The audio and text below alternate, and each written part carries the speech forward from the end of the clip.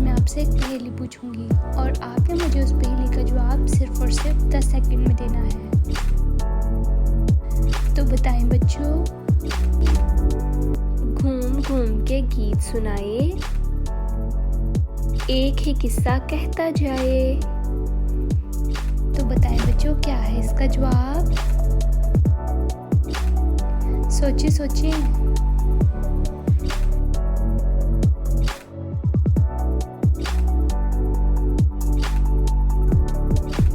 इसका जवाब है मच्छर।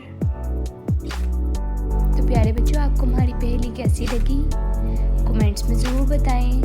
हमारे चैनल को लाइक, सब्सक्राइब और शेयर करें और हमारी हर आने वाली न्यू वीडियोस को अपने दोस्तों के साथ शेयर करें। अल्लाह हाफिज़।